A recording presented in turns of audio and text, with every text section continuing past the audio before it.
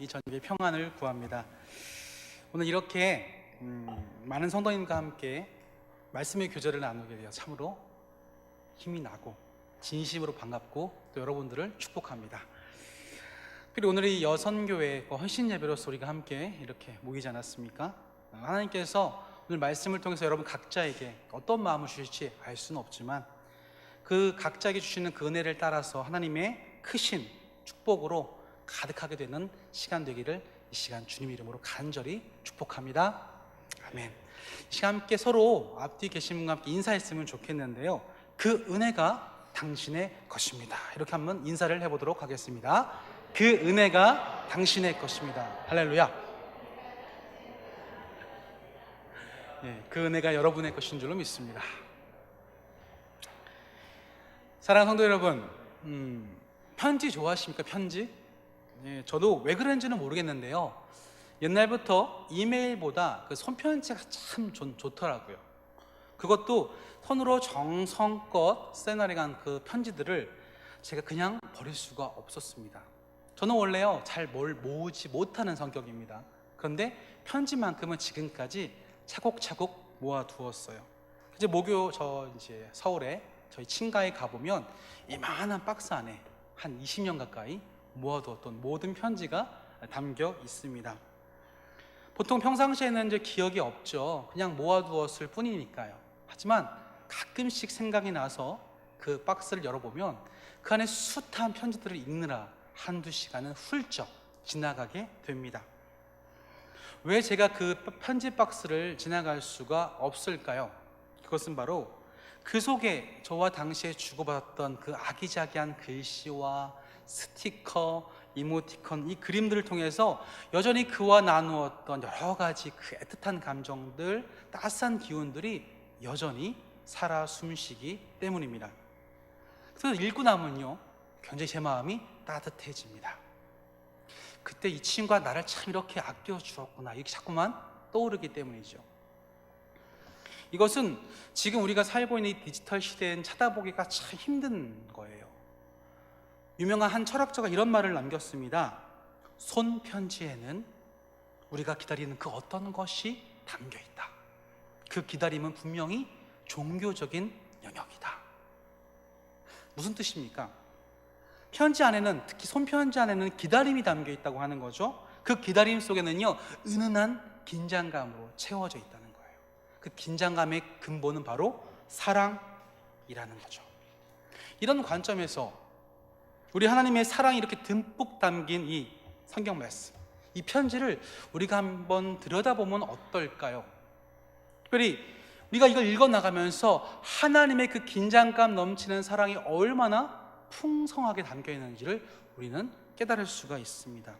특별히 오늘 본문 속에 쫙 들어가 보면요, 한 명의 사역자가 어느 한 교회 공동체를 향해서 품었던 그 사랑의 메시지가 아주 가득 담겨져 있습니다. 이 시간 이 긴장감 넘치는 사랑의 이야기를 함께 따라가시면서 오늘을 살아가는 저와 여러분, 특별히 함께 모이신 여선교회 회원 전체 여러분들에게 하나님께서 각자에게 은혜를 주시고 깨달음의 마음을 부어주시기를 이 시간 간절히 축원합니다. 자, 오늘 편지는요 여러분 잘 아시는 사도 바울의 편지입니다. 빌립보서 1장 1절 말씀을 읽어보면요, 이 바울이 디모데와 함께 있었던 것 같아요. 디모데와 함께 있으면서 빌립보 교회 공동체에 이 편지를 보내는 것 같습니다. 그런데 12절 이후를 읽어보시면 이 편지를 보내고 있는 이 바울의 마음 속에, 상황 속에 뭔가 문제가 있다는 것을 발견하게 됩니다. 그는 자신의 상황을 가리켜서 뭔가 매임에 있다라고 표현하고 있네요. 학자들의 연구에 따르면 이 바울이 매임이 있다는 것은 한 감옥에 갇혀 있다는 뜻이다라고 해석을 합니다. 그런데 이 로마에 있는 감옥에 갇혀 있는 바울이 우리가 흔히 알고 있는 그런 감옥과는 좀 달랐다고 하죠. 그는 쇠사슬에 묶여가지고요 차고 축축하고 어두컴컴한 지하 감옥에 갇힌 것이 아니라 어느 한 집안 장소에 갇혀서 병사들이 그가 나올 수 없게 만드는 가택 연금의 상태에 있었다라고 이야기를 하고 있습니다. 아무튼 이렇게 창살 없는 감옥이라 할지라도요, 자유롭게 왕래할 수 없는 그런 상황 가운데 바울이 매여 있다 보니까 얼마나 본인이 섬기고 사랑했었던 교회들이 보고 싶었을까요? 또한 그들의 안부가 얼마나 궁금했을까요? 그래서 편지를 적어 내려가기 시작합니다. 그 편지 중에 한 곳이 오늘 빌립보로 발송되었던 것이죠. 자, 이 편지를 빌립보에 발송하면서 바울이 뭐라고 첫머리에 적는지 아십니까? 3절과 4절 말씀을 보시면요, 내가 너희를 생각할 때마다 나의 하나님께 감사하며 간구할 때마다 너희 무리를 위하여 기쁨으로 항상 간구하만. 무슨 말입니까? 지금 바울은요, 이 빌립보 교회 성도를 생각할 때마다 하나님께 감사하게 된다는 거예요. 두 번째는요, 그들을 위해서 날마다 기쁨으로 간구, 기도한다는 거죠. 우린 여기서 노년의 한 사역자의 한 마음을 읽어낼 수가 있습니다. 지금 이 노년의 사역자가 자신이 섬겼던 교회 성도들을 얼마만큼 사랑하는지 우리가 헤아릴 수 있어요. 저는 가끔씩 신학교에서 공부할 때에 우리 교수님들께서 우스갯소리를 해주신 적이 있습니다. 본인께서 교수로 사역을 하는 건 참 좋은 일이지만 가끔씩 아쉬울 때가 있대요. 어떨 때일까요? 교수 사역이 다른 목사님의 사역이나 선교사님의 사역보다는 조금 수월하다고 합니다. 그렇죠? 상대적으로. 그런데 처음에는 좀 편해서 교수 사역하기가 좋았는데 시간이 흐르면 흐를수록 목사님들과 선교사님들이 부러워지더라는 거예요. 어쩔 때요? 이 목사님과 선교사님들은요, 현장, 이 필드에서 사역을 하시기 때문에 아무리 힘들고 어려워도 평생 그 성도들과 함께 연합하면서 그 공동체를 이뤄갔지 않습니까? 그런데 교수는요, 학생들이 물론 다는 그런 건 아니지만 학생들이 졸업만 하면 자신의 품을 떠나서 소식이 끊기니까 그게 참 아쉽다고 하는 거죠. 무슨 말입니까? 이처럼 목사와 선교사, 성도들과의 관계는요, 한번 맺어지면 꾸준하게 이어진다고 하는 그런 아름다움이 그 속에 담겨 있더라는 겁니다. 지금 오늘 바울은 그 기쁨을 맛보고 있는 중이에요. 그래서 비록 나이를 먹어서 머리도 벗겨지고 눈도 침침하고 기력은 쇠했지만 또한 이 로마의 어느 감옥과 같은 집에 갇혀서 답답한 상태이지만 자신이 사랑했던 그 성도들을 떠올릴 때마다 너무나 마음에 기쁨이 일어나고요, 보고 싶고요, 하나님께 감사하면서 기도하게 된다는 것이지요. 자, 그렇다면 우리는 궁금합니다. 왜, 무엇이, 어떻게 바울로 하여금 그들을 사랑하도록 만들었을까요? 5절을 보시면요, 그 힌트가 등장하는데요, 너희가 첫날부터 이제까지 복음을 위한 일에 참여하고 있기 때문이라. 무슨 말입니까? 너희가, 바로 빌립보 교회가, 성도들이 첫날부터 이제까지, 즉 이 빌립보 교회를 향해서 하나님의 복음의 역사를 만들어 가시는 첫날부터 지금 그때까지 그들이 한결같은 모습으로 복음에 참여하고 있었기 때문에 그들을 생각할 때마다 감사가 넘쳐나고 그들을 생각할 때마다 기도가 절로 나왔던 것이지요. 그들의 아름다운 이 일들이 얼마나 아름다웠으면 6절에 이렇게 표현하고 있어요. 너희 안에 착한 일을 시작하신 이가 그리스도 예수의 날까지 이루실 줄을 우리는 뭐하노라? 확신하노라. 할렐루야. 그렇습니다. 사랑하는 성도 여러분, 한번 상상의 날개를 펼쳐보십시오. 바울과 같이 위대한 신학자요, 목회자요, 선교사요, 이런 놀라운 분이 지금 여러분들에게 편지를 써서 보내는 거예요. 그 속에 사랑하는 아무개씨, 저는 확신합니다. 하나님께서 당신을 통해서 교회를 든든히 세워 가시고 또 그 일을 시작하신 하나님께서 우리 예수의 날까지 그 일을 끝까지 이루어 주실 것입니다 라고 사랑의 편지를 보낸다면 그 편지를 받아보시는 여러분의 마음은 어떠시겠어요? 참 힘이 나지 않겠습니까?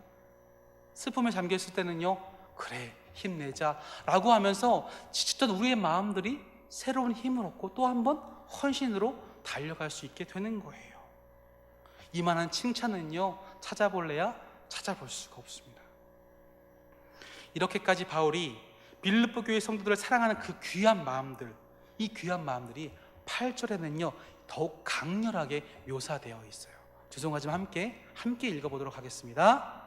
내가 예수 그리스도의 심장으로 너희 무리를 얼마나 사모하는지 하나님이 내 증인이시다. 할렐루야. 얼마나 그들을 향한 마음이 강렬했으면 그의 심장이 예수 그리스도의 심장으로 뛰고 있다는 거예요. 사랑하는 성도 여러분, 특별히 이 자리에 함께 모여서 여성교회 헌신 예배를 함께 하시는 우리 사랑하는 여성교회 모든 회원 여러분, 이것이야말로 한 사역자가 한 성도를 사랑하는 최대한의 모습 같습니다. 자기의 힘으로, 자기의 능력으로 사랑하려고 하는 것이 아니라 바로 오직 예수 그리스도의 심장으로 사모하는 마음을 품는다는 것, 이게 얼마나 큰 사랑입니까? 여러분, 부럽지 않으세요? 저도 누군가에게 그런 사랑으로 영접되고 싶다라고 하는 그런 소망을 품어보게 됩니다. 저와 여러분들이 이 땅에서 신앙생활하면서 몇 명의 사역자와 몇 개의 교회들을 거쳐가게 될까요?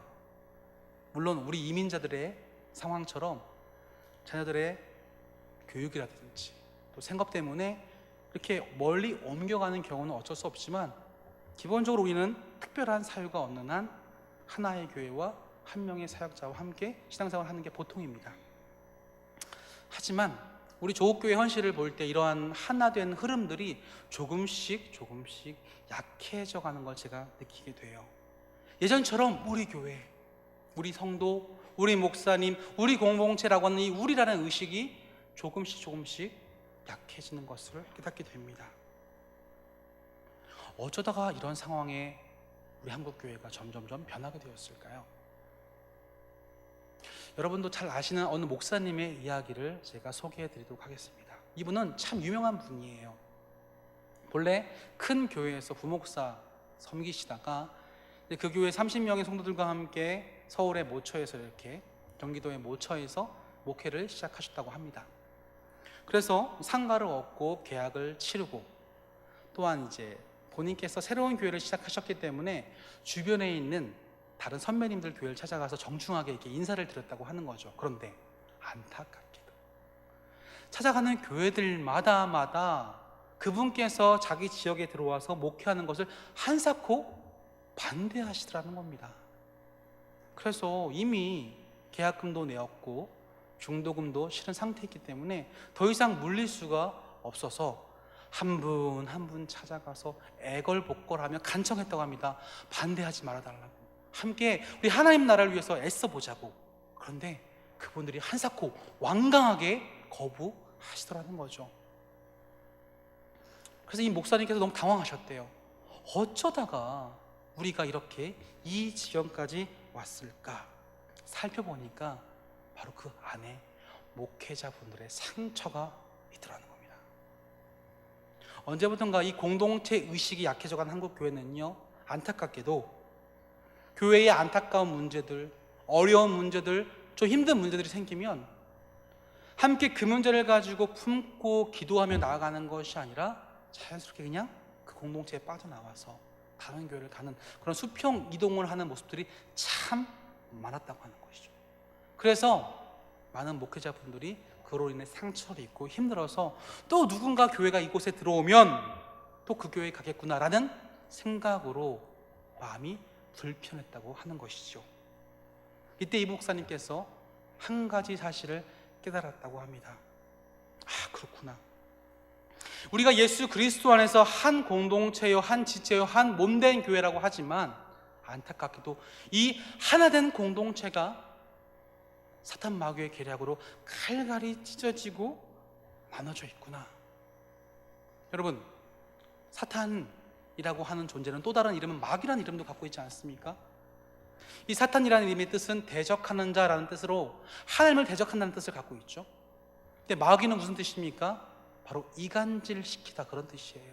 즉, 이 마귀는 창세기 3장에 하나님과 우리와의 관계, 세상과 우리와의 관계, 우리와 우리의 관계를 이간질 시킬 뿐만 아니라 지금은요, 한국교회, 우리 조국교회의 목회자와 성도 간의 관계를 조금씩 그 빈틈을 파고들어서 이간질해서 하나됨을 유지하지 못하도록 조장하고 있다는 거죠. 사실 전 이 말씀을 준비하면서요, 어쩔 수 없이 이 바울의 심정으로 묵묵히 우리 조국과 이 밴쿠버 땅을 섬기시는 수많은 목사님들을 한번 생각해 보게 되었습니다. 저도요, 저 아버님이 목사님이시기 때문에 그 아버님의 목회 사역을 바라보면서 참 많은 갈등과 고민을 한 적이 있는데, 제가 한 가지 늘 목사님의 뒷모습을 바라볼 때마다 그 느꼈던 감정이 하나 있어요. 그것이 바로 뭐냐면 외로움이라는 거죠. 풍요 속에 빈곤이라는 말이 있듯이요, 우리 주변에 참 많은 사람이 그 목사님 주변에 있는 것 같아도 그 목회자의 진정한 심정을 헤아리지 못해서 늘 그분이 그 외로움에 있고, 그 외로움 가지고 주님께 나아가고 눈물 흘리고 애쓰는 모습 보면서 저도 덩달아 안타까웠던 적이 한두 번이 아니었습니다. 여러분, 때때로 우리가 함께 사역을 해나갈 때마다 이 마음을 헤아려 주지 못하는 한 사람, 헤아릴 수 있는 한 사람이 없을 때 우리 심장이 멎어버린 것 같은 안타까운 상황에 빠지게 되는 거죠.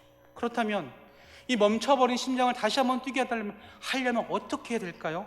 바로 1장 5절의 말씀처럼 너희가 첫날부터 이제까지 복음을 위한 일에 참여하고 있는 그 한 사람 때문에 뛰지 아니하는 그 심장이 다시 한번 뛰게 되는 것이지요.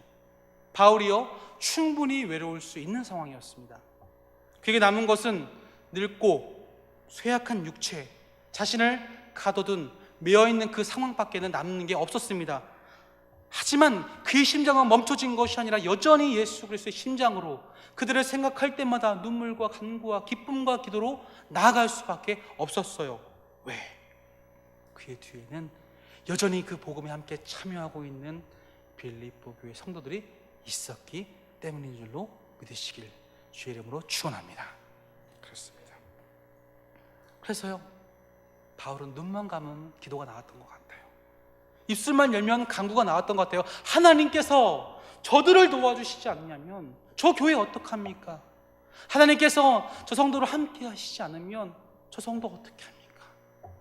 날마다 그 매여있는 상태에서 기쁨과 감사와 간구와 눈물로 그들을 위해서 기도했던 것이지요.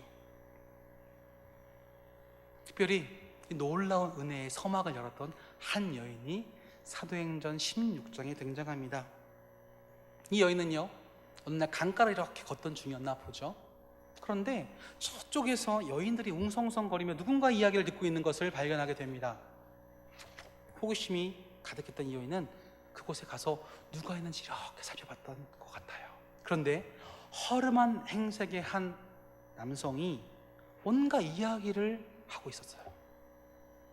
곁에 서서 무슨 이야기를 하고 있는지 잠잠히 들어보니까 하나님 이야기, 예수 그리스도에 대한 복음이 그의 입술을 통해서 흘러나오고 있었습니다. 바로 그때 하나님께서 그 여인의 마음을 열어주셨어요. 그래서 그 여인은 그때부터 이 남성을 따르기로 결정합니다. 그 남성이 기도처소가 없어서 곤란의 상황에 빠진 것을 알고 자신의 집을 기꺼이 내어드려 기도처소를 삼고 그때부터 그 빌립보라는 도시 안에 교회가 시작되었던 것이죠. 그 여인의 이름은 누구입니까?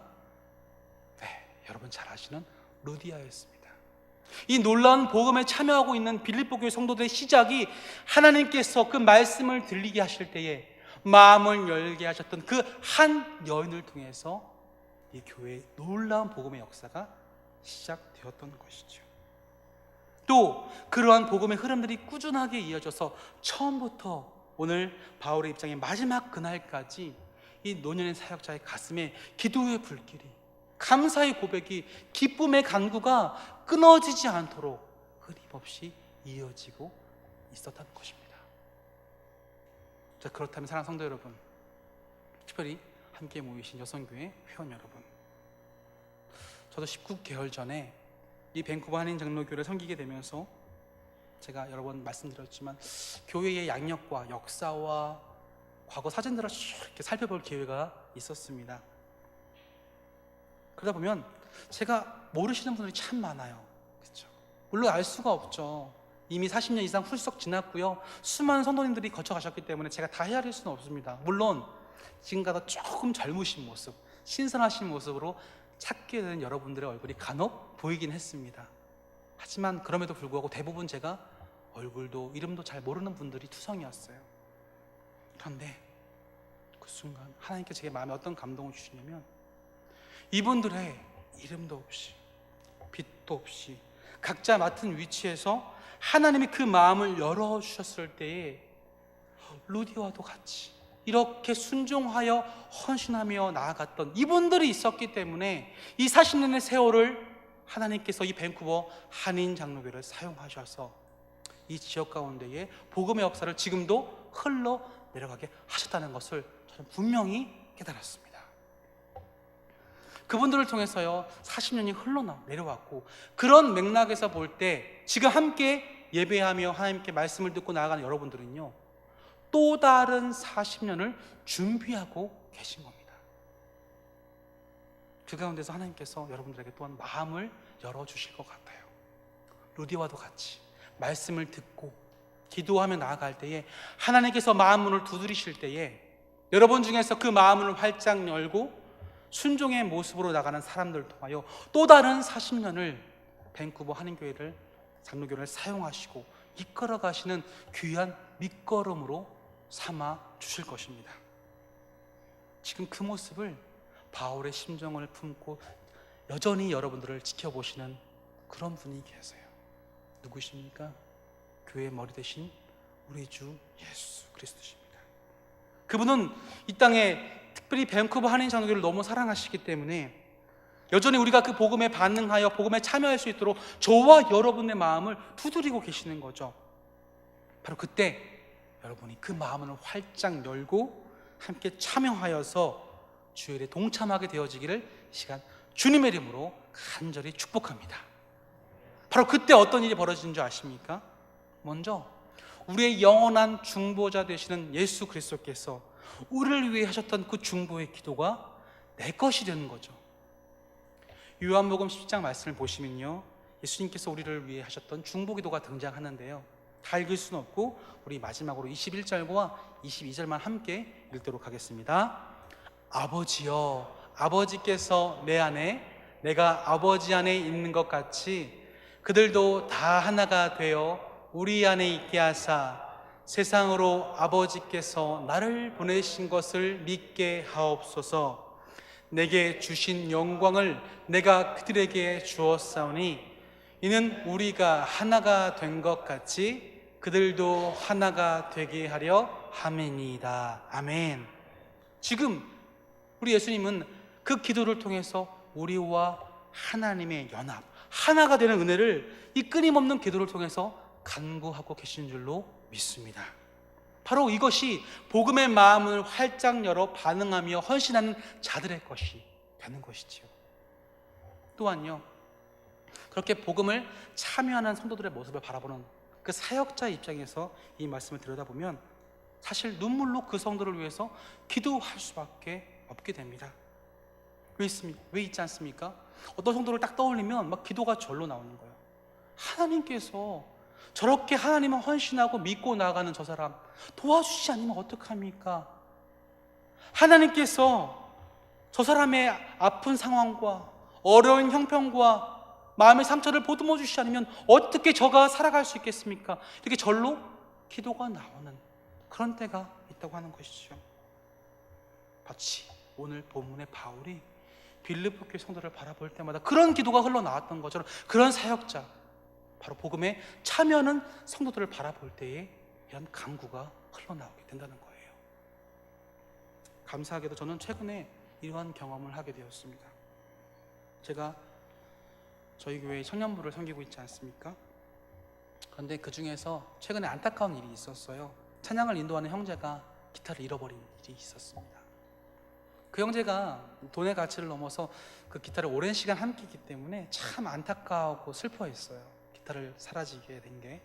그래서 혹시라도 그 형제가 그 일로 말미암아 상처를 입을까 봐 우리가 곁에서 참 기도를 많이 했더랬습니다. 근데 어느 날 2주가 지난 어느 시점에 그 형제가 찬양 인도를 하고 있는데 새로운 기타를 메고 온 거예요. 신기했습니다.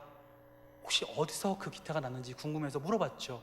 그랬더니 이 청년의 대답이, 얼마 뒤면 프랑스로 돌아가는 한 지체가 있는데 그 지체가 기도를 할 때마다 그 기타를 이 형제에게 주었으면 좋겠다라는 마음을 부어주시더라는 거죠. 그 지체가 그 기타를 팔지 않고요, 그 형제에게 이렇게 가지고 와서 선물로 주었다고 하는 거예요. 그런데 놀라운 건요, 그 형제가 그 사랑의 마음을 느꼈지만 그 기타를 차마 받을 수가 없었다는 거예요. 너무 귀한 건 아니까. 그래서 둘이 고민했답니다. 어떻게 할까? 이 기타를 나는 주고 싶고 넌 안 받겠다고 하는데. 기도를 했는데 결론이 이거였습니다. 우리가 이번 일로 한 사람은 이 기타를 나누고 싶은 하나님의 마음을 부어주셨고, 또 한 사람은 그 기타를 받고 싶지만 그래도 소중한 건데 라는 마음 때문에 주저하게 된다면, 우리가 하나님의 나라를 위해서 이걸 사용할 수 있다면 이 기타를 받기 이전에 둘이 감사헌금을 드리고 이 기타를 사용하는 게 어떨까? 제가 그 얘기를 듣고 그날 엉엉 울었습니다. 하나님께서 이들을 사용하고 계시는구나. 이들 속에 복음이 흘러가고 있구나. 우리 가운데 소망이 있구나. 놀라운 건요, 이제 그때부터 기도가 나오기 시작하는 거예요. 그냥 기도가 아니라 뒤돌아서면 두 사람이 딱 생각이 나요. 하나님, 저 친구 아무것도 없이 저 프랑스로 돌아간다고 하는데 하나님이 도와주시지 않으면 어떻게 합니까? 하나님, 저 형제 열심히 좀 수고하고 헌신하고 있는데 하나님께서 책임져 주셔야지 않겠습니까? 그때부터 이 기도가 막 흘러나오기 시작하는 거예요. 돌아서면 또 기도 나오고, 또 생각하면 눈물이 나고 감동이 있고 감사하게 되고 제 심장이 뛰더라는 거죠. 말씀 맺겠습니다. 사랑하는 성도 여러분, 이것이 하나님께서 우리 공동체를 만나게 하셔서 복음의 열매를 만들게 하시는 하나의 그림인 줄 믿습니다. 서로 마음을 열어서 복음에 참여할 때 그 영혼을 향해서 우리가 서로 기도할 수밖에 없는 것, 그것이 진정한 이 시대의 교회의 하나된 모습이 아니겠습니까? 이 시간 함께 이 말씀을 나누는 모든 사랑하는 성도 여러분께서, 특별히 여선교회 회원 여러분, 이 기도의 주인공이 여러분이 되어주시기를 주의 이름으로 축원합니다.